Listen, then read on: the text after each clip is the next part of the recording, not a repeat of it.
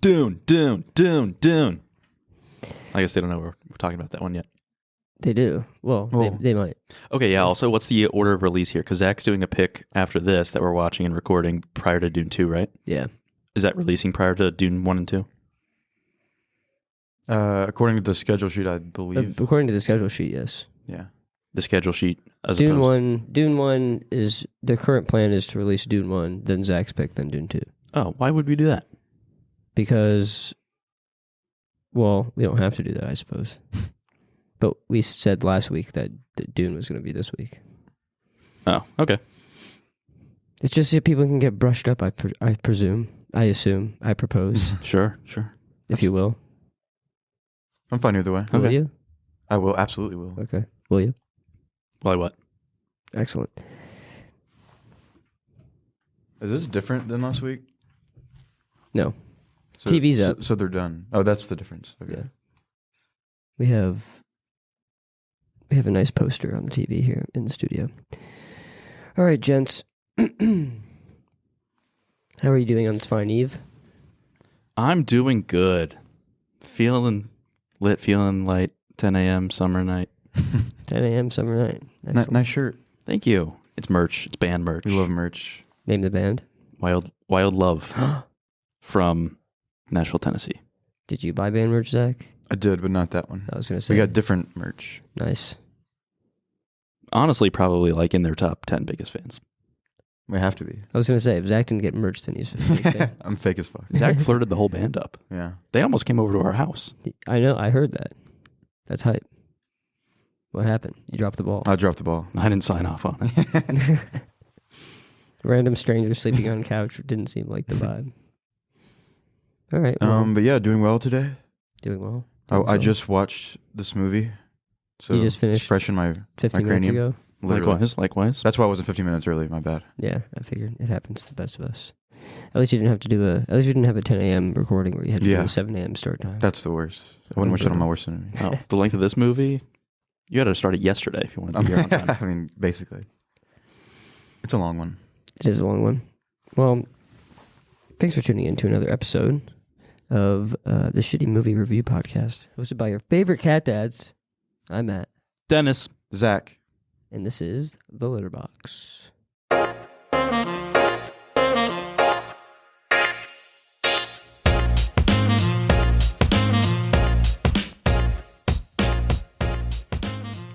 Wait, hold on. I'll do the didgeridoo voice that they do whenever they're like knighting the Sargard or whatever. What are they called? Sardaukar. Yeah. It's a decent resemblance there. That like singing or like sound effect is so annoying. You don't like it? I wasn't a fan, but we'll touch on that too. 2 out of 10. We're going to cover things sounds. we love, things we hated, and everything in between. I'm so excited. It's going to be so juicy. Yeah. All right, well, let's start with media rundown. If Okay. anyone has any media that they'd like to run down. Matt, Zero Media watched? I made some progress on The Bear. Oh, nice. It's got a nice place in my heart now. I have How like 2 many- episodes left, or 2 or 3 episodes left Oh. in the season. Last season. Nice. Excellent. I've been brushing up on Love is Blind since they're doing their Charlotte season. Not quite caught up with the release episodes yet. I think I have maybe one left, but familiar with all the lore, everyone we hate right now, the climate of the internet with Love is Blind Nice. in the city. Mm. And Fleabag. Watch some more of that. That's a pretty good show.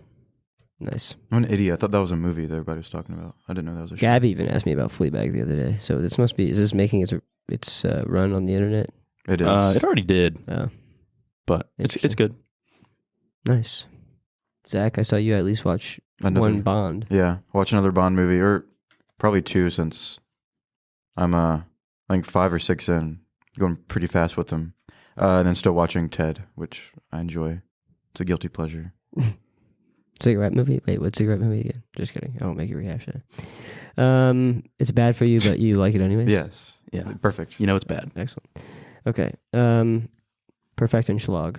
Oh, I also finished book 2 of Dune. We have several copies of Dune here in the studio today. Everyone flash your copies. Zoe throwing her copy in the mix. Primarily brought this so I could reference these fucking 20,000 page glossary in the back over the course of this episode.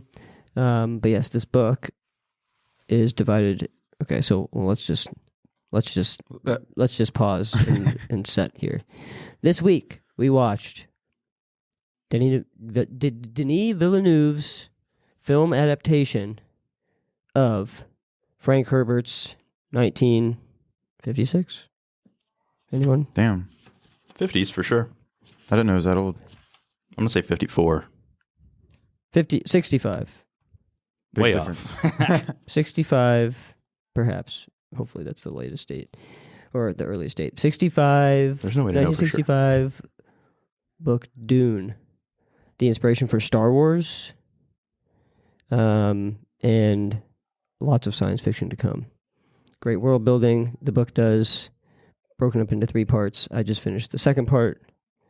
And Zoe is sardacaring her way through this book at immense speed and diligence. Well said. Explain to us. We watched Dune Part 1. So, as you said, the book's in 3 parts. Yeah, so the internet says, and by the internet I mean one guy in particular that I found on Reddit says that the end of book 2 is kind of like maybe a good place to draw the line between part 1 in the movie and part 2 in the movie, but it's not necessarily clear cut. Makes sense. So there's some stuff that happens in the first 2 parts of the book that do not happen in this movie. Perhaps they'll happen in part 2 of the movie, or part 2. But mostly, sequel, Dune Part 2 will be the third part of this. That's what I gather. Makes sense. Yeah. Have you read any of this? Yeah, I took a whack at the first 100 pages or so, and I think Frank Herbert is a terrible author, so I didn't make it any further. I can back that up with some logic and reason later on. Okay, excellent. You're gonna need just to throw some water on the fire that's burning within me after that comment. That's fair. I'm prepared. All right, so to lay the land here, this was a off rotation group pick ahead of the Dune 2 release in a couple of weeks, or Dune Part 2, I should say. But the premise for the movie here, according to Letterboxd, is Paul Atreides, a brilliant and gifted young man born into a great destiny beyond his understanding, must travel to the most dangerous planet in the universe to ensure the future of his family and his people. As malevolent forces explode into conflict. Dude, why is the font on my computer so freaking small? As malevolent forces explode into conflict over the planet's exclusive supply of the most precious resource in existence, a commodity capable of unlocking humanity's greatest potential, only to those who can conquer will survive. That was literally, if anyone understood that, that was a lot. That was a terribly worded synopsis. But basically, Paul Atreides is the son of the Duke of Planet, who they get moved over to Arrakis, which is a desert planet that holds spice, which is the commodity in question in this poorly written synopsis. The MacGuffin of the series, yeah? What's the MacGuffin again? The thing that drives the plot that everybody's after. That's interesting. I wonder, the Lost Ark from Indiana Jones, or the... Yeah, but I wonder if we even can call the spice the MacGuffin. Yeah, because the MacGuffin is like the main piece. Spice just happens to be, I would say it's a side MacGuffin. I'd say it's a catalyst to conflict. The MacGuffin. It's like the unobtainium in Avatar. The MacGuffin. Okay. But it's not the end game. Or perhaps it is. We don't know. I haven't finished the book. The Infinity Stones are the MacGuffin of Avengers, That's the end game. Hence the name of the movie. Sure. If it bada bings, it bada booms. We're done. All right. This was released in 2001. Sorry, 2021. What is going on today? Directed by Denis Villeneuve, who has directed a host of other great movies such as Arrival, Prisoners, and Blade Runner 2049, which is a sequel to the original Blade Runner movie back in No Man's Time that we also reviewed on the podcast. So check that one out if you haven't. To Denis's dismay, this has been nominated for a host of awards in the year that it came out, including Best Picture and Best Adapted Screenplay, but it won 6 out of 10 of the awards for which it was nominated, including Best Original Score, which is notably made by Hans Zimmer. Bang. Best Sound, Best Film Editing, Best Cinematography, Production Design, and Visual Effects. And I'll give it the credit where it's due. I don't think any of these are ill-won or ill-placed awards. Okay. Nice. I wonder what was up against. Any ideas of Yeah. what happened this year? What year is it again? 2021. This is new. Tiger King was not nominated for any of this. Perhaps we'll know at some point. But it didn't win Best Picture or Best Adapted Screenplay, which is pretty shocking. Perhaps more so on the adapted screenplay. Yeah, I'm very interested what would have won adapted screenplay over this. Yeah, I'm confused. I think Fantastic Beasts. Okay, my computer is experiencing technical difficulties, so that's fun. But we have Jesus Christ. Literally technical difficulties happening here. But I'm going to open my phone and read you the cast. We have a literal star-studded cast that these days only really is met by the Avengers and Marvel universe. Everybody is here. Yeah. And everybody that you didn't expect to be here is still here. Yeah. It's the only people we're missing are Leo and Matt Damon, to be honest. It's literally crazy. Matt Damon should have played at least 3 characters in this Agreed. if it was up to me. But we have Timothée Chalamet playing Paul Atreides. We have Rebecca Ferguson playing his mother, Jessica, Oscar Isaac playing his father, and Duke Leto. Josh Brolin playing Gurney Halleck, who is kind of, I guess he's a military man. Head of security, if you will. Yeah. We have Stellan Skarsgård playing Baron Vladimir Harkonnen. Proprietary Apple rebooting sound just played. Please don't make us pay licensing fees for that. Vladimir Harkonnen. The Harkonnens are kind of the main antagonist in this against the Atreides. We have Dave Bautista as Beast Robin Harkonnen. And the list goes on, honestly. Zendaya, obviously, playing Chani. Johnny. Thank you. Shoddy. Jason Momoa, Javier Bardem, David Desmalkian. Yes. Who we love. Literally Who's always everything. here. We love him. Literally everyone and their mothers in this, and there's other notables, or less notable folks. But and then Dune Part 2 has everyone and their mother that somehow isn't in this film. They've cast as well. Yeah. Of course, we had Florence It's Pugh. crazier. Yeah, right. And there's Christopher a Walken. mystery guest or a mystery Christopher Walken, yeah. someone that makes a surprise appearance in Dune Part 2 that was just revealed at the premiere that I'm not going to say. Ooh. Oh, thank you for not Yeah, I'm spoiling blind to that. that. But And I'm sorry that's spoiled for you. I'm excited to get your reaction once. It's definitely Matt Damon. I was blown away. Oh, God. I was blown away to see Javier Bardem in this because I hadn't seen this since 2021 when it came out. And I guess maybe I hadn't seen No Country for Old Men at that point either. Mm. But whenever he popped up and had his super distinguishable voice, I was like, oh, God, why is Anton Chigurh on Arrakis? I need to add that to my list, by the way. That's a good one. I want to pick that one day. Yeah, I read that book and it was solid. I still need to watch the movie. But yeah, crazy cast. Really, I like the casting for this movie a lot, actually. I feel like sometimes when you have a fantasy world like this or science fiction world and you fill it with big stars, it kind of maybe takes away from it a little bit. Can become kind of oversaturated, kind of like the Avengers movies, in my opinion. Yeah. But I personally enjoyed it in this, so. Yeah, I was into it the whole way. Have you guys seen this movie any other time other than 2021 when it came out? Nope. Nope, only one watch. Yep. Bang. All right, cool. Theater watch was it. Same for all of us, it seems. Yeah. And I know we don't have a formal score order here since this was none of our picks, but Dennis, I'm going to put you on the spot here. Didn't you not totally enjoy this after your initial watch? Yeah, for perhaps the uninitiated, I am the resident Dune contrarian on the show, I guess, and probably for the rest of the internet as well. This is widely received as probably one of the better movies of this side of the 2000s. So I maybe had a bad state of mind when I watched it in 2021. You know, perhaps my emotional and mental climate of that age was not what it should have been, because I walked out of that theater with a worse impression than I did when I saw Old by M. Night Shyamalan. And this actually started, I think I told you guys both of this, Yeah. this started like an actual relationship issue in the relationship I was in. Oh, okay. This fueled an actual Old fight. versus Dune. Yeah. That's and I've done a lot of maturing since then, and perhaps my mental climate is in a better place now, and I can solemnly say that I came much further around on this viewing than I expected to. Yay. 2.5 hours be damned. I'm going to give this one a good thumbs up. Or, you know what? 2 thumbs up to start, but I do have some stuff I want to dig into and some stuff that I want to get your guys' opinion on because I'm not all sunshine and daisies in this seat right now. Fair enough. But I'm going to start it at an 8. That's good. That's 8, willing to be convinced. That's sunshine and at least one daisy. Yeah. Yeah. Perhaps not a field. Yeah. I'm very surprised.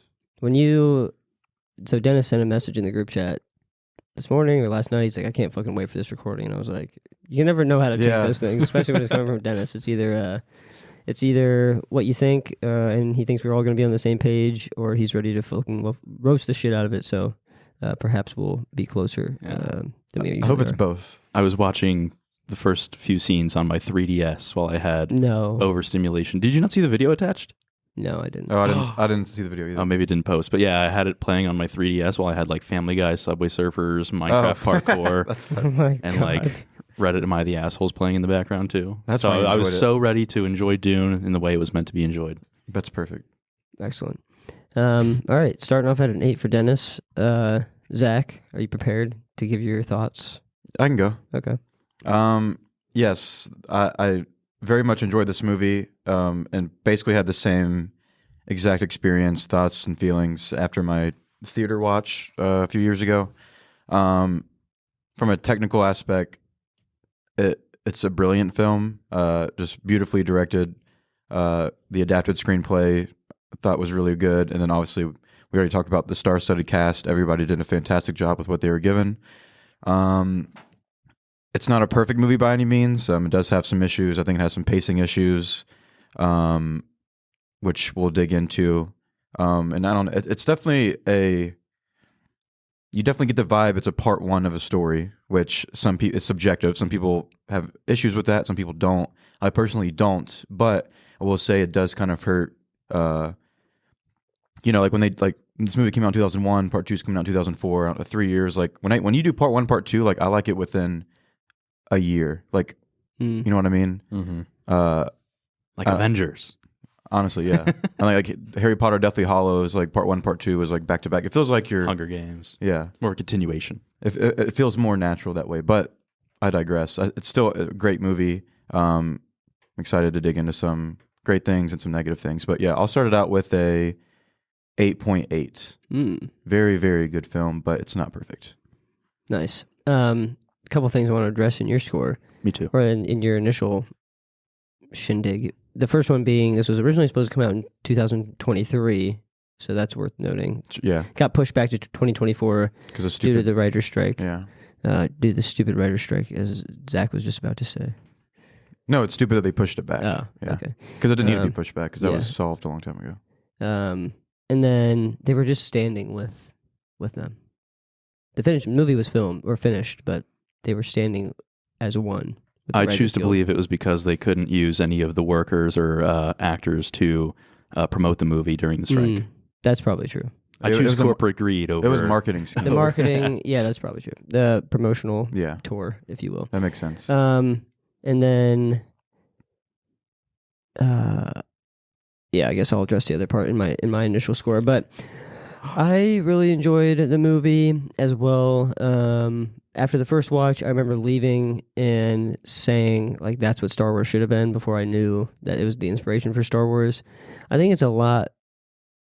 It's like the adult version of Star Wars, in my opinion. It's just like there's more politics and more nuance, and there's a lot of religious aspects of it. The whole thing is basically underlying religious themes, which I really appreciate, and it's a lot more complex, I guess, and hard to follow, which for some people might be a negative, but for me, I like make it a little bit not so accessible, so I can feel proud about myself when I understand. So I enjoyed it after the first watch, and then this watch, there's definitely a newfound appreciation after having read, or in the middle of reading the book. I can see how someone who has not read the book would have a really hard time with this movie. There's a lot of jargon, like different language jargon, or like these like made up religious terms that are not really explained what they mean. And sure, you can like Google and whatnot, but it really probably inhibits your ability to enjoy the film while you're watching it. But having read the book, you have all that context and you can understand what they're talking about without them having to explain it directly. With that said, I think this is a brilliant adaptation of the book. This movie has long been viewed as, the material in the book has long been viewed as something that cannot be adapted into a movie and has been called quote unquote unfilmable because of the scope and like the concepts within the book. And I can totally see that. It's probably an extremely tall order to get it right. I know they adapted this way back in, I don't even know, what, 1984. The 80s? Okay, yeah. From David Lynch, world's worst director of all time. And that flopped like terribly. I've seen like screenshots, or not screenshots, or like stills from the film. And I mean, you're doing what you can in the 80s, but Jesus Christ. It looks horrible. No thanks. So much worse than Star Wars. But yeah, Denis did a great job adapting this. I'm really glad that he got chosen for this film. Cinematography was excellent. The world building was excellent. I think it really does a good job of taking aspects from the book and bringing them to life, probably in a way that no one else could. Storytelling is excellent. It does feel very much like a part one. I think it's maybe more so of a part one than I remember it being after the first watch. And it's like just really setting the stage and not a whole lot happens. A lot happens, but you can tell that there's big stuff coming and it doesn't really get addressed that much. So really looking forward to number 2. I'll start this one off probably smacking between you guys at maybe an 8.4. Really enjoyed it. I could be talked up. But I think part 2 is really going to hit this one home. And this one's kind of limited in its ability to really get up there just due to the scope of the story or what's included in this part 1. I'm surprised by that score. Yeah, because you didn't say any 10. negatives, so I thought it was gonna be at least a 9 for you. Well, it is like, like I said, I think it is hard to understand if you haven't read the book. Mm-hmm. I think that's like a big point. I think this is a film for people that have read the book. True. I agree with that. And there's nothing wrong with that, but if you're not advertising it as such, then I can see how people did not enjoy it. Well, I get to stick my hand up as a person who hasn't read the book and doesn't plan on reading the book and saying, I didn't have any, I feel like I don't need to read the book. It's so well done. Like, I don't have any issues with, anything it tries to, throw at you or understand. I didn't pick up anything where it's I need to go, research this. Anything that was needed to be explained to me was. So it's not like there's been a lot of book adaptations in film or TV where it's I feel like I'm missing something. This movie, and at no time did I feel like I was missing something, and I felt like that goes to the strength of the adapted screenplay because, I don't know, everything's kind of cut and dry. Nothing's complicated in this movie to me. I think that just isn't another attestation to you being one of the cranial elites, because when I first saw this movie, so much shit went over my head, and I was constantly trying to digest what the fuck they were saying and what was going on while more shit was getting piled on top, and it just really outpaced itself as one of the plebeians in cinema society. Well, I guess to be fair, after my first viewing, that was different, I guess, in that aspect, because after this viewing, or during the viewing while watching the movie, I would it obviously helped. It's a movie that I think you need to see multiple times. Yeah, I guess I'll hate put it that way, and I love that. I love picking up on stuff. So I guess I don't know. Point in your corner, I guess, for that. Because the first viewing, I guess, what are they saying? And then after I know the whole scope of the story, and I'm not, along for the ride, I know what happens. Then it's easier for me to understand, the different houses, the languages, the religious stuff, words and context came easier during that second viewing. No, that's fair. But I mean, just to drill the point home a little bit, this book has a 23-page glossary, and obviously the book has more opportunity to be descriptive and explain things more so than the movie, just from a time limitation perspective. So the fact that the book has the ability to explain those further than they were explained in the movie and still requires a glossary of that size and whatever is, I think, notable. It's not a large font either. Yeah, and also I think it's just the additional context. You do get some explanation of what these things are that they're talking about in the movie. I'm gonna butcher some of the how you say this, but the Lisan Al Gaib and the Kismat Haderach or whatever. And just there's Sorry in advance. But or not even in advance. Not in advance. But just like they just throw these things at. They give you like a one-line explanation that's like not totally inclusive of like all that means. So while you can get some sense of what they're referring to, maybe the full context is lost, and I think that that's important in the story. So yeah, maybe not as much. It can still be enjoyed by non-readers of the book, but I think it will be best enjoyed by readers of the book. And to be fair, I feel like any book adaptation ever is, you can say that about anything. Like Harry Potter, like I've never read a Harry Potter book. I love the series. Harry Potter is obviously way more digestible than Dune universe. But they're also like it's also made for kids too. Yeah, it's different. So it can't totally be compared one to one. But I think Harry Potter is an excellent adaptation. Lord of the Rings and Harry Potter are largely seen as like the best film adaptations of a book series. So no, I think you hit it pretty hard. This does a really good job of I didn't make it far through the book, but everything that I was getting from the book displayed really well and in a good medium on the movie. Question about how critical we're allowed to be of the movie because it does such a good job of adapting the film. Does that make sense? Am I allowed to be critical of parts of the movie even though it's just staying true to the source material? Yeah. Or should I direct that hate towards Frank Herbert's inability to write? We'll judge those on a one-off basis. Okay, that's contextual. Cool. One thing I wanted to say, because Matt made the comparison of it's like a more like serious, politically driven adult version of Star Wars. I think I felt that way the first viewing too. But after this viewing, I just can't stop thinking about this is just Game of Thrones in space, which I love. Like, it's kind of like, I don't know, it hits such a...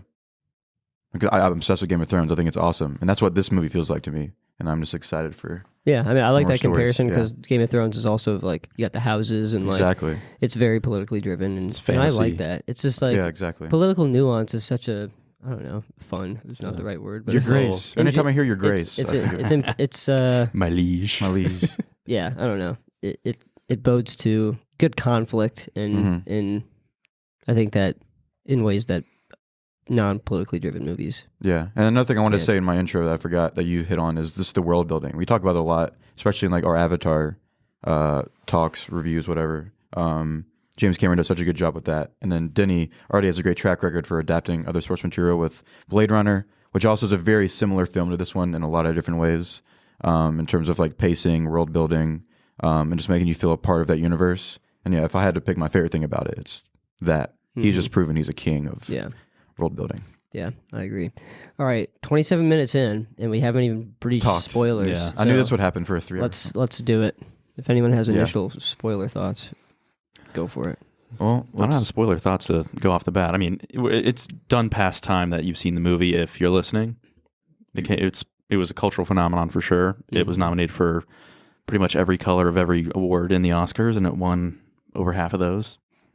Well, since you just mentioned it, you should go ahead and let's talk about some of your criticisms that you're scared to say. Sure, because it could be against the book and no, it's mostly against the book. To be fair to the movie and Denis Villeneuve, because he does a really good job, and I really like all his work, and this is no exception to that. But goddamn, I don't fuck with this guy whatsoever. First of all, and this is the most glaring one, and I know it's silly, and you guys can call me a child for this, and I'm just wetting my pants over it, but his naming conventions are awful. They're so silly. Everything is right there in the open. The native people to Arrakis are called the Fremen, which is very clearly free men. They're not of a certain house or anything like most of the other characters and everything. I didn't pick up on that. But that's more of a knock on myself than a knock on you. Sure. Okay. I feel better about that then, maybe. The blue eyes of these native people, they're on this hallucinogenic that they're breathing in on the planet called spice, and it turns their eyes blue. The term for that is called the eyes of Ibad, which is spelled I-bad, which is like, I don't know, it just eyes bad. It's just so silly and seems preschool to me. And then the main character, who is the chosen one, he is going to unite the emperor's lands and legions and houses and everything, and his name is fucking Paul.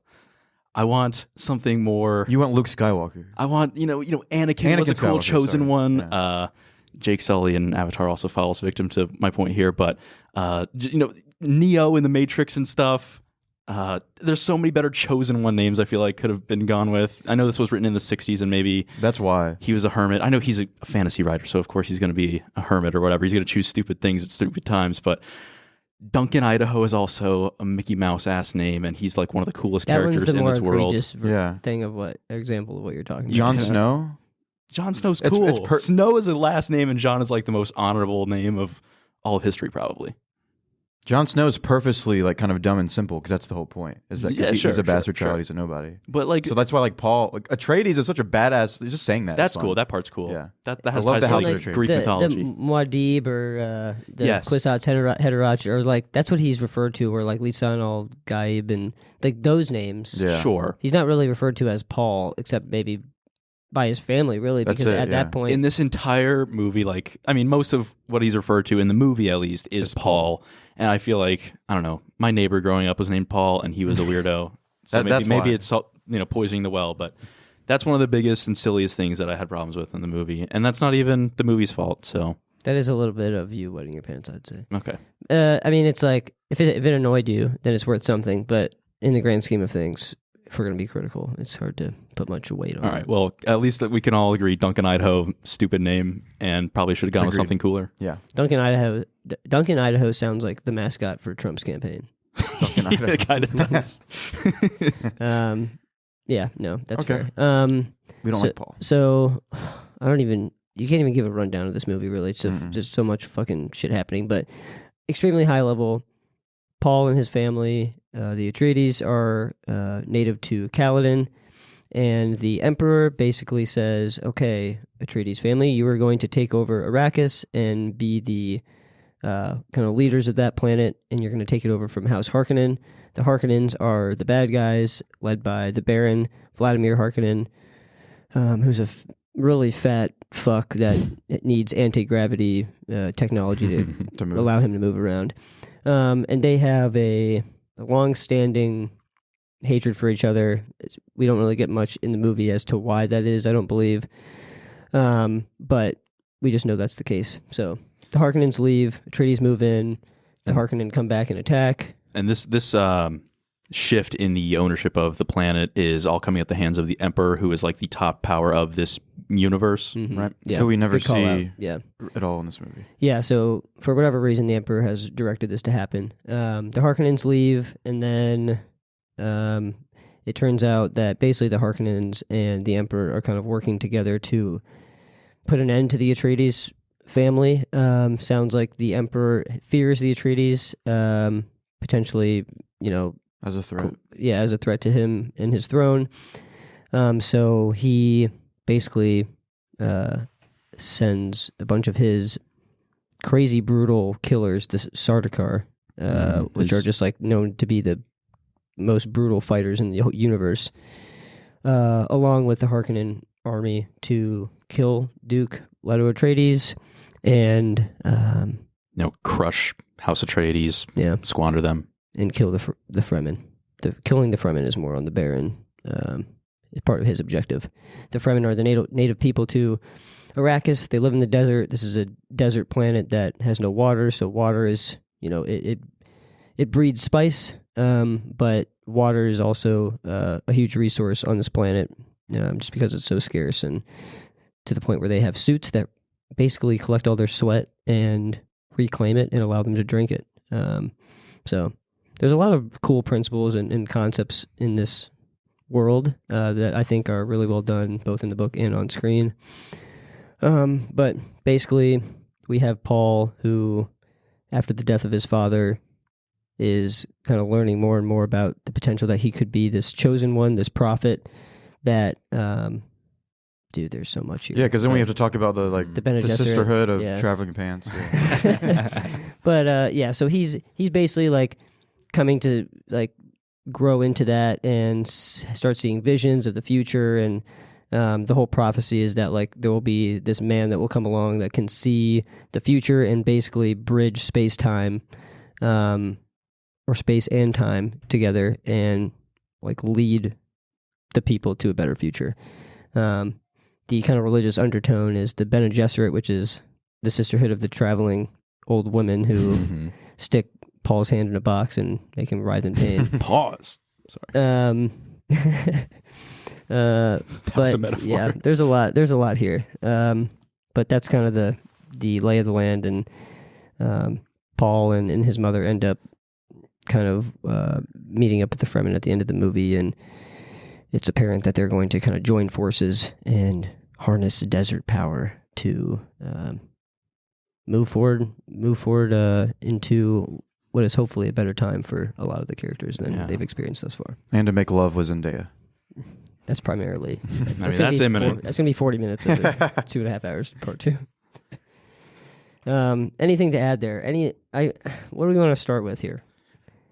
I mean, you summed it up pretty well, and I think anybody that's probably listening is familiar at least with the basic plot of the movie, if not the whole thing. But give it a rewatch if you haven't, if you're listening to this and haven't finished yet.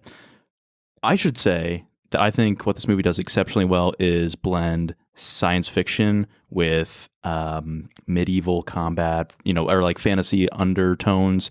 You make the comparison to like Game of Thrones and Star Wars and stuff. Space, this is millions of years into the future, it seems like. I think canonically maybe like 25,000 or something. 10,000. You're 10,000. Yeah. And it goes so much deeper, though, because I think their AD starting point is even like still way further ahead or whatever. So you're eons into the future, but you've still got a neat way to explain away the use of like space lasers and guns in like hand-to-hand combat with like their shield mechanism that stops fast-moving blades. But if it comes in like really slowly, the shield can't catch it, and so they're still susceptible to swords and daggers at the end of the day. Yeah. Really cool stuff there, and that's a way cooler way to like show fight scenes and like conflict. It's way more entertaining than seeing people shoot lasers at each other from behind cover. Right, yeah. So I really appreciated that. No, the tech in this movie is outstanding. Like, it's so cool. Like, I just love like seeing like new and especially like futuristic tech. But like you said, it's grounded in a way that's believable, but also interesting. But I do have to say one negative point about it. I just do not enjoy any of the hand-to-hand combat scenes. It's so slow, and it's a product of the shields and like the mechanism itself. Because it's just not exciting to me unless you have Aquaman on screen doing his stuff. Because I think they choreographed his. I think it's a choreograph, or I can say that right, a choreograph issue, choreography issue. Yeah, choreography issue. I guess I think they could have made it cooler, but I don't know. The shields thing just doesn't make it like I would rather see lightsabers. Sorry, I don't know. It's just like there's not like a big threat level there. I don't know. Threat level midnight. Yeah, no, I mean, I agree, but we also don't see like that much of the hand-to-hand combat. It doesn't bother me, but it doesn't. It's not like they spend ages showing that. Right. It's just like a lot of boring elements. Of the but I will note, like when Paul has a bunch of visions, like in the future, like it's kind of like half the movie. And one of the visions is like in the future where there's a big battle and like he has like the sick-ass white suit on, and when he's fighting, that was epic. That was super badass. So I think that issue is going to completely go away in the next film. It's a scale issue for you. You need it. Well, no, like the choreography issue, like the choreography of him when he's fighting. Like, okay, obviously it helps if there's a bigger scale, but like when it was zooming on him and his fighting moves, like I was into that. That was so badass. Whereas any other time in the movie when there's hand-to-hand combat, I was like kind of bored. I was like, this. Yeah, the stakes were never really that high for hand-to-hand combat because you're only really fighting side characters with armies of henchmen and stuff, or large-scale henchmen v henchmen and stuff. Yeah, the scene at the very end when Paul is fighting Jameis as part of the challenge. That was cool. That was good. I liked it so much more in the book, though. It was like drawn out more and like the stakes seemed a lot higher. Yeah. But like that was a good example of what hand-to-hand combat could be, as well as the example that you called out when the stakes are high. Duncan, Idaho protecting against. There's so many characters here. It's almost like maybe suffer slightly from like bloat in that regard. Is like if you can only care 100%, each character is going to get a limited amount of that, and we have so many characters that it's like, okay, I can't like Duncan Idaho dying in the tunnel is like, okay, I give you like 3% of a shit, right? So as we start to narrow down on like more of maybe a smaller cluster of characters, and we can get more emotionally invested in them, perhaps there'll be better payoff. Yeah, I definitely agree with that. I want to go and get my pacing issue out of the way, because I hope that this is just a product of the book. And like, again, I feel bad for critiquing it for this, because again, this book has been called like unfilmable. So the fact that, I like the movie so much, I think kind of helps explain that point away. But I feel like, so in terms of the structure of the movie, from the very first scene all the way to basically when the bad guys come and take over Arrakis and kill everybody, like that is like so badass to me. Like the whole entire movie, I'm like so in. There's never a lull. But then after that, basically when Paul and his mom, Rebecca Ferguson's character, are in the sand after the attack, from then all the way to the fight scene at the end, which was epic. You said this better in the book, but I thought it was actually epic in the film. It's kind of, I don't know, cool emotional stakes. Anyways, that whole part of the movie kind of just like a lull for me. Like they go to like the new like hideout. I forget what they call it. The Seich. The one Freeman girl, yeah. Shows them that area, and that's where we see Idaho dude die. Like that fight scene was kind of cool, I guess. But then other than that, it's just like, oh, we have a couple encounters with the big sandworm, which we haven't brought up yet. And I don't know, like the movie, that is huge lull for me there, I guess is what I'm trying to say. Just kind of boring in parts. It's very, very, very slow. And I don't know, I could have been more entertained. It's doing a lot of exhibition in that sequence for sure, I think. Yeah. Telling you about, you know, what role Dr. Liet, that's the character that's with the Fremen. You're right. She's like the Emperor's liaison, bringing House Atreides to Arrakis and stuff. And she unfortunately gets jobbed, but yeah, she's doing a lot of explaining about the Fremen and stuff in there too. Mm-hmm. So really a victim of like being a setup movie for exactly probably a elite saga to come. Yeah, no, but I agree with what you're saying there. Like it does go from, like I'm 100% bought into now we're just in this desert planet. But I think there's also like, they're learning about the ways and we're being introduced, and it's kind of like a restart, right? Like we've taken we're learning an entire new group of characters, new setting, new to Paul and Jessica, and they're trying to figure out shit. So it's almost like we're rebuilding or world building again from that point. And so hopefully wherever we pick up in part 2 will feel more maybe exciting than it ended. But yeah, I can totally accept that. I mean, you know, as long as part 2 is worthy. And then also I have to say it, and I hate to say it, but desert planets just in general just bore the fuck out of me. Like it's an eyesore. It's been so overdone, obviously, in Star Wars and other stuff. Like when this was first though. Yeah, this was. I know that's the funny part, but I can't help it. And then it's like their home world is like so cool. It's just, I don't know. You can't like go watching Avatar and your fucking eyes like you're having a seizure because it's so cool. Everything you're seeing is just overstimulation, and then you just see fucking sand. I'm like, I cannot get out of that. But it's like not a visually pleasing thing to look at, even though the cinematography is probably the best ever. It's like it's a weird like trade-off. I see what you're saying, and I don't disagree. I also think that there's a big element of what lies under the surface, both literally and like figuratively. We have all the caves that are underground that serve as like an ecological testing lab, and like all this technology that a lot of which that was included in the book wasn't shown yet in the movie. So, and also just the prophecy elements of it and the religious aspects. And like this was alluded to a little bit when it's revealed that there's at least 1 million Fremen on Arrakis, and Harkonnen's estimate was like 50,000. So there's like the scale of what's happening here is a lot bigger than we realize. And there's a goal to kind of make Arrakis this paradise. And so a lot of this is alluded to, but not shown. So hopefully we'll get some of that, and it will make the desert planet more appealing. No, that's totally fair. The full scope of it, but I agree with what you're saying. Yeah. It's not the most fun to look at for an extended period of time. It doesn't grab you by the balls quite as hard as like Pandora does. I think I was struggling to find why I was so much more bought into the world of Avatar and the movie of that more initially than I was for Dune. And I was thinking, is it maybe just because it's like a more political heavy movie as opposed to like a spiritually heavy or like people heavy? It's perfectly said with the spiritual aspect. No, I think you nailed it. It's just not as colorful, and it's not quite as there's not as many fun animals and plants and stuff jumping around. We get a cute little baby mouse. Muad'Dib. That's Muad'Dib. That's they don't talk about it in the movie, but that's like Muad'Dib means like a little desert mouse, and so like that's that's like what Paul's kind of namesake and this prophecy is named after, is that little mouse. Interesting. Yeah. I love the little mouse. Yeah. Can I do you have something? Or No. Okay, cool. I was going to pivot a little bit into another ick of mine for probably the source material, damn it. It's how you kind of touched on it, everything in the movie has an official term that's tied to like the lore or the religion or something like that, and it makes it so undigestible. Like, and they take such careful steps to explain that or like illustrate that in the movie too, that damn, it's just not necessary. Like the little needle at the beginning, whenever she's holding it to Paul's neck, she's like, "This is my gom jabbar. It's a poisonous needle that will kill you if it touches you." And it's like, I get it. You could just do it. You don't need to explain that, damn it. And I think in the book, he spends something like 10 pages talking about the history of the gom jabbar. That's how it felt, at least.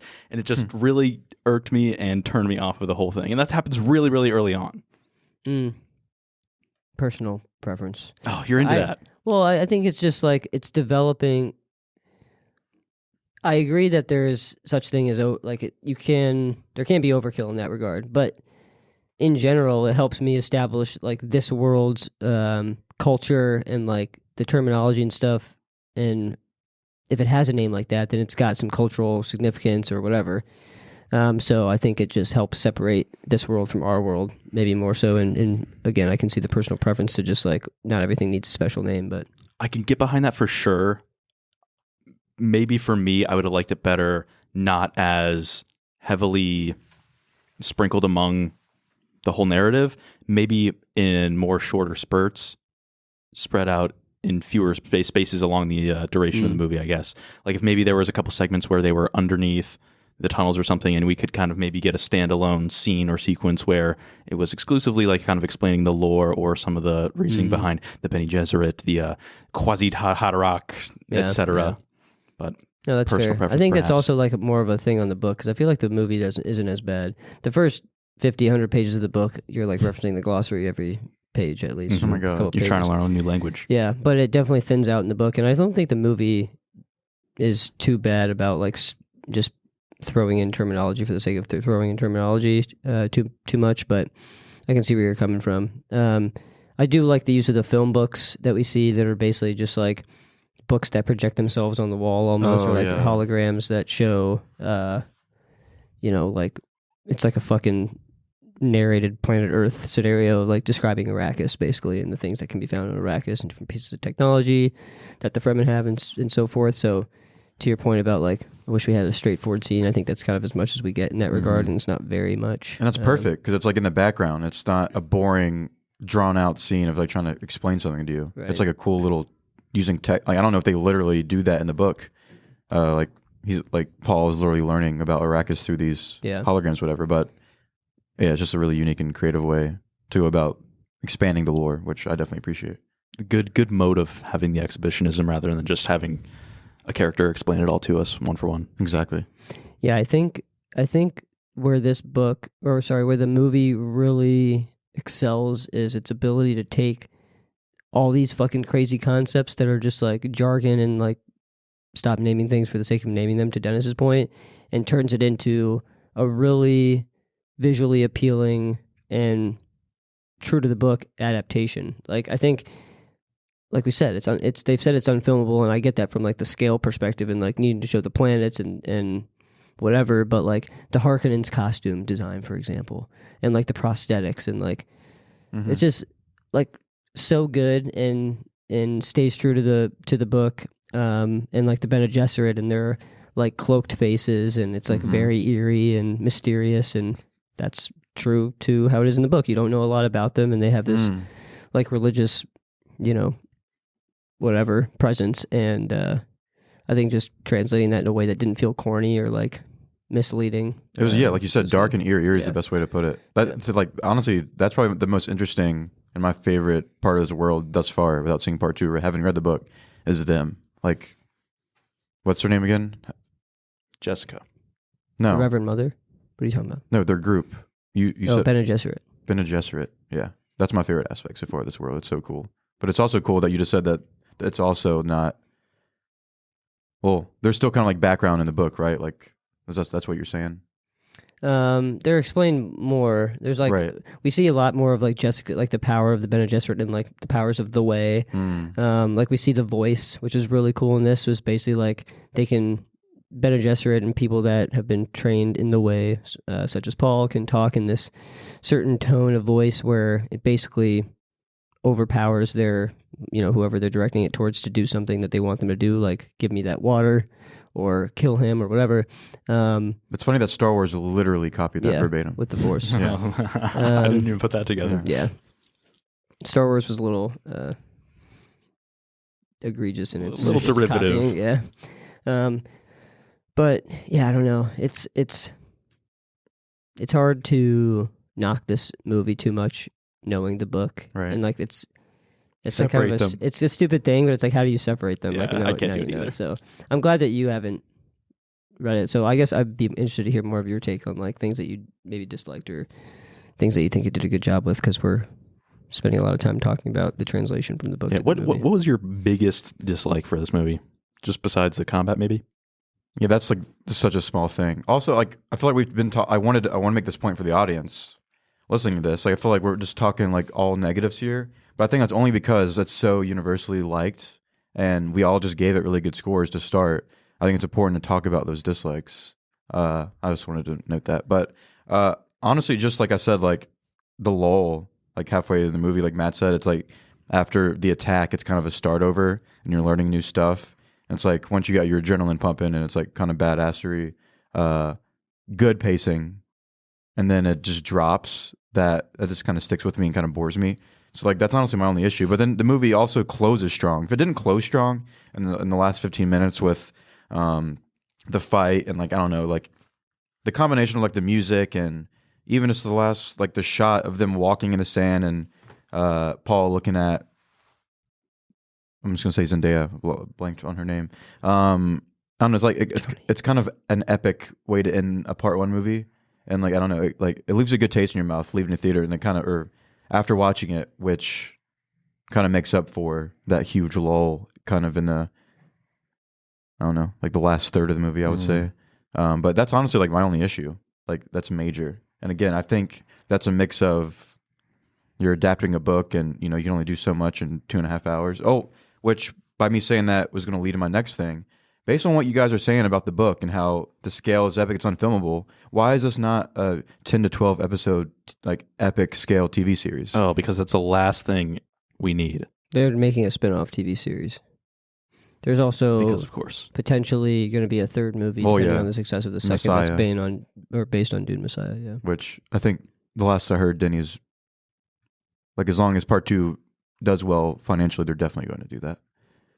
But the TV show, the spinoff's based on the Bene Gesserit, so you'll be having a hard on for that one.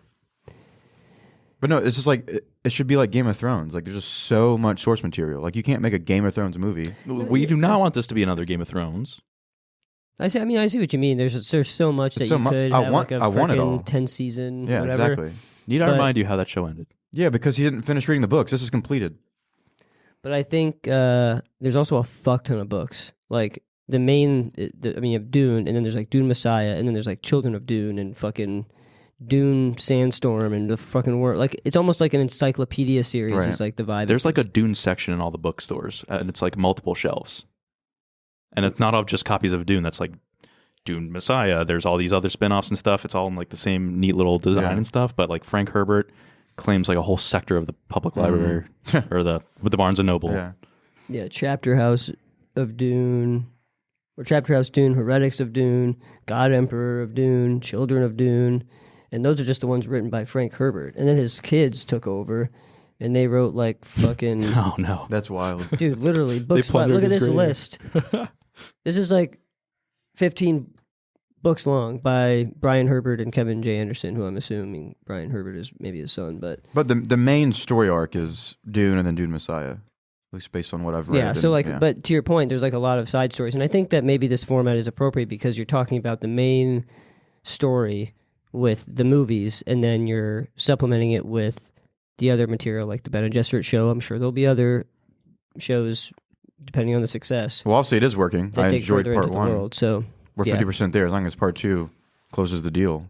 I mean, I'm enjoying the movies, but you just keep saying how like large and crazy this like universe is in terms of scope. I mean, naturally, the more time you have to work with it, which is equals TV show, I think that would be sick. But I think it's more of like context as opposed to lateral storyline. Like in how Game of Thrones, we see it's like one story that's spanning all the seasons, right? And in all the books in George R. R. Martin, right? His series are like sequential, but as opposed to these, from what I know, is more of like supplementary and like context providing. No, that makes sense. So like that might be the reason why they structured it the way they did. But I just like shot myself in the foot because I'm sitting here complaining about the lull in the movie, and it's like it's not that it's all this story to tell. It's just the lore and like world building. Like that's a good point. I actually would hate a TV show then because it'd be boring as fuck. It's like nothing's happening. There's explaining shit, just lore building. So I take back the last 2 minutes. Sorry, y'all. I was wrong. That's 10 minutes. We'll never get back. I'm just kidding. Do you have any fun facts here? Oh yeah, Zach, you're gonna tighten that belt just to keep everything contained over there. But the linguist that designed Dothraki and Valyrian in Game of Thrones was consulted to make the language that the Fremen used in this movie. Ooh, that's Chopska sick. or whatever? No, it was like Jordan something. Oh. I don't want to say Peterson because that's No, wrong. Chopska is the name of the language. Is that the language you're talking about? Fremen tongue. I think that's No. okay, whatever. I think that's what you're referring to. No, but that was one that really kind of stood out to me. A lot of the other fun facts and stuff was just how Denis Villeneuve really poured his literal life into this to make it, a worthy adaptation. He spent unbelievable amounts of time and money and resources and stuff on this. Hans Zimmer as well. They were kind of like a power couple for that. Both turned down, I think, work with Christopher Nolan, or at least. Oh, I think Hans did. Yeah, Hans did. Denis Villeneuve turned down No Time to Die to do this instead because they were on the same timeline. Zach's fact checking that in his brain right now. One, I don't believe that, but I believe it because you just told me. That's I'm bullshit, not saying but I you're believe it. lying. But at the same time, now I'm really sad. Yeah. That movie could have been epic. Oh, but Damn it. Fuck Dune. Dune, take that away. We would have rather had Dune directed by a good director than No Time to Die directed by a good director. You know what I mean? Like the scale 99% of the or 99% of people on the planet would agree, except for me. The stakes are higher for Dune. No, that's fair. But I The world as a whole appreciate your disappointment. benefits more from Denis on Dune than he did. Yeah. No, that's cool though. I definitely didn't know that. Anything else you had? I was been a rapid fire some. No, go for it. Yeah.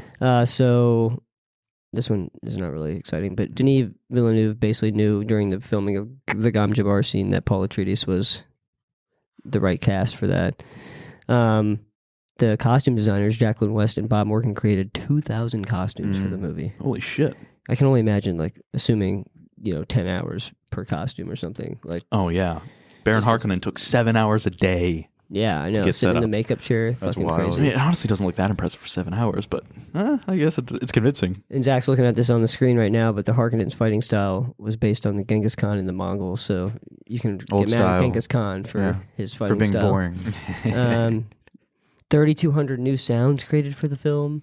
Hans Zimmer also created a new instrument to be used on the score of this film, which I think is really cool. Was it the I think this name is very similar to that. You might have got one syllable off, but Okay. production What are team these used ads? Google. I don't know. I may look like my daddy, but I have my mommy's whatever that child's T-shirt says on the Let's side. not finish that. The production team used Google Earth to look for locations resembling Arrakis. There's your fact about the makeup chair and Stellan Skarsgård getting ready for the Baron. Hans Zimmer lived in the desert for a week to assimilate the sounds of his score. Whatever. But yeah, there's a lot of, as you come across in the movie of this scale, a lot of dedicated people are required to bring that to life. And like you need the best people in a lot of fucking roles. Yeah. In the film or the cast and crew to create this, and I think that they definitely had that with this movie, and it comes across as such. Probably one of the highest effort productions I think I can say that I've seen or witnessed, or that I can tell from watching. And also on the topic of being able to tell, like this is ripe with Denis Villeneuve's style. Mm-hmm. I think we're all fans of Arrival and stuff, so the use of the color orange and stuff in this movie as well, very, very clear and present, very similar to how a lot of things in Arrival happen too. Similar to the cover. Yeah, I was going to say how much of that is paying homage to, the orange and of the sun, the sand, whatever. Mm-hmm. But The spice. it looks spice, yes. But it's all very similar to Blade Runner 2049 too. That movie is rich with orange and stuff. Very much so. Yeah. To your point about, all of this coming together, and it's very apparent in the scene or in the movie that a lot of people worked really hard on it and had success. $165 million budget, which is fucking ridiculous and kind of just a conceptual number, honestly. What did it make? 433. 433 box office, and that's including the $30 million from the 2024 re-release. That's so fun. Was the $165 million production, or does that include like marketing and stuff as well? It usually includes marketing. I'm surprised he's able to make part 2. Holy shnikes. But sorry, go ahead. I was going to say, he was really, really pissed that HBO was like, we're putting this on, or Warner Bros. Was like, we're putting this on HBO, like in tandem or like slightly behind theater release. I can see why he would be really tight about that. This was like one of the first times I remember a director coming out and being like, that's bullshit. Well, that's why Christopher Nolan left Warner Brothers for the exact reason. Yeah. Was this like one of the first times that's happened on like for a movie of this scale? Because definitely for a movie of this scale. What a way to cripple yourself and break your own leg before you get off the ground with that. I'm still mad, and obviously Halloween has nothing close to this scale, but I was pissed when they released day of theater and Peacock. Yeah, that's like so ridiculous. That's really fucked. And like a new movie Roadhouse, starring Jake Gyllenhaal. It's like a boxing movie or like Conor McGregor's in it. Whatever. That's got like a good director, and apparently it's going to be really pretty solid movie. That's going straight to streaming, and the director is fucking pissed, and he wrote like an open letter to whoever the platform is. But yeah, not a good look. It's the world we live in now, unfortunately. But yeah, $165 million budget. I can only imagine what the next movie's budget is going to be given the success. Part 2, click on it. Are we gonna have that? It'll show you the budget, right? Oh, I don't want to see anything about this. 122 million. That's fucking not counting. It's a long version. Yeah. But also to the point of like the cast and crew, like the crew primarily doing a lot of good work that maybe a lot of other movies don't achieve as well in. A lot of the awards that they won were for those things, like costume design and cinematography and sound and things like that. Yeah. So I'm glad that group got credit where it was deserved there. Anything else that you have? Do you guys have? I think we're up against the wall. I don't know. I wish we had 2 hours for this one. It kind of deserves it. Yeah, but there's a lot epic scale, a lot of world building, like maybe more so than. I mean, it's basically 2.5 hours of world building in this movie to set up for presumably 2 and potentially 3. So we'll see. I think 2 could really knock my socks off. Yeah, so. I'm hoping so. Yeah. I'm stoked. And that's kind of the problem, though, with the part 1 of world building, because it does put a lot of pressure on the second part. So I'm trying to keep my expectations in check for part 2, but I mean, I can't deny how well this movie sets up the potential for 2 to rock your socks off. Yeah. I did want to say real quick, because this movie was just announced as Dune, and then when you get to the theater and the title card shows and it says Dune Part 1, I was oh shit. Like, I don't know. That just felt remember so that epic. from the theater. Really? Yeah. Oh, yeah. Did you know it was a Part 1 going into it? No, not really. Oh, okay.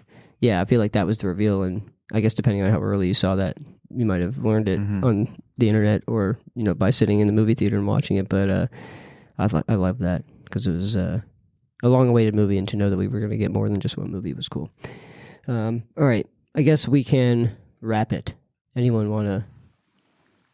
No, I guess I'll tie my ribbon on it first. Really kind of blew my expectations out of the water because I had such a sour taste in my mouth from the last time I saw it. But no, I guess I've become a different person, or I appreciate it much differently. I really like most everything this movie does. I just maybe don't like everything that Frank Herbert does for his story, but killer story, killer movie. Not really any complaints from any of the choices made by Denis Villeneuve, so shit, I guess I'm going to put it at like a 9.5. Oh, shit. Whoa. Yeah, I mean, it does the biggest a jump lot ever. of good stuff here, and I'm kind of trying to make that score separate the movie from the book because he's working with what he got, and he does it excellently. I can't say that there's much that I would change from a directing standpoint or any other creative choice made outside of the book, so. Okay.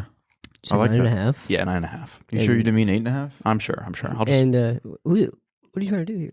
You went from 8 to 9.5. Like that's literally a record. I'll just leave it there. 2 thumbs up. I recommend, but it is kind of a surmountable. It's a surmountable task to get this movie because there's a lot going on and it's heavy.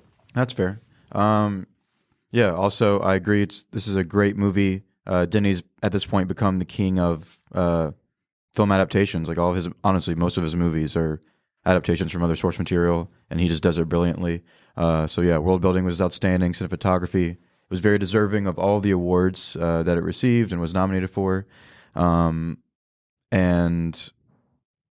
yeah, I mean, I haven't read the book, but from hearing what you guys have said and the internet, the fact that he pulled this off, like I have to give a lot of points and credit just for that alone. And it did its job, and the biggest case of setting up for you really being stoked and pumped for part 2. And what more can you ask for from a part 1, as long as you're not bothered by it not being a complete story start to finish. So yeah, I'll leave it at my same score, 8.8. I feel like it's well deserving. It did still have some pacing issues, and yeah, in terms of recommending it, it's hard because like I would say, like if you've seen Blade Runner 2049 and you thought that was slow and boring, then you're gonna have the exact same feeling with this one. So it's definitely not for everyone. I think it's just a stylistic choice, but I mean, if you're into sci-fi shit, you have to give it a try. So yep. All right. Yeah, this movie is epic. It is grand. It is excellently cast, excellently filmed. Production design is crazy. Like, it's really maxing out in a lot of categories here in a rare way that you don't really see that often these days. You have an excellent director who many will argue is one of the best 2 directors that's living right now, and an excellent cast and crew that really bring all this together. I agree that the primary downfalls to this is the fact that the world building and the focus for this movie might not be everyone's taste, so I think that's subjective. And then if you're not cool with this being like, not a complete story start to finish, then you're obviously going to not enjoy this for that reason. But there's a lot of good stuff here. And like Zach said, we kind of started from a 10 and we're like arguing why it shouldn't be a 10 almost, which is like when you have a really good movie, I feel like that's how you take it. So don't take our time spent talking about things maybe we didn't like as much or to mean that this was not a good movie. It's when it starts high like that on all of our scores, that's how you know it's going to be solid watch. So I recommend this to anyone who enjoys sci-fi, like Zach said. Anyone who enjoys just big box big box office hits and blockbusters, high budget movies. If you're a fan of Marvel, you'll probably like this. Fan of Star Wars, you'll like this. And I think there's a lot of deeper concepts that folks who are maybe not a fan of the more blockbuster films will enjoy here. A lot of nuance and depth to this. So I'll give this one a 9. I'll come up as well in my score. But really looking forward to part 2, and I think that one has a lot of potential. Who's going to buy the popcorn bucket? Oh, the controversial popcorn bucket. If you don't know the popcorn bucket, look it up. It is a sex toy-esque design. We'll leave it at that. Oh, if you're going to twist my arm, I guess I will. All right. Zach's pick is next. What are we watching? Just picked this one today. I kind of forgot it was my pick because I thought we were going straight to Dune Part 2. But it's one I've been wanting to do for a while. It's Jordan Peele, which we've already done Get Out. And so now, controversially, think that this one is just as good as his first one, and it's Us. Ooh. All right. I know there will be mixed feelings about this one at this table. Some of us had better viewings the first time we saw it than others, so excited to talk about it. It's a very weird and crazy movie. Have you seen it, Dennis? No, this will be the first time. Oh, hell yeah. Second time for me. What about you? Seen it a few times? Third or fourth. Okay. Yeah. All right, cool. Good pick. Excited to talk about it. Last Jordan Peele movie ended up in our top 4 and has remained there for a long time, so this will be a good chat too. Well, Thanks for tuning in to another episode of The Litterbox. Follow us on all the social media platforms. Check us out on YouTube. Show some love in the comments and leave a review so you can let us know what you think. And we'll catch you on the next one. Bye-bye. All right.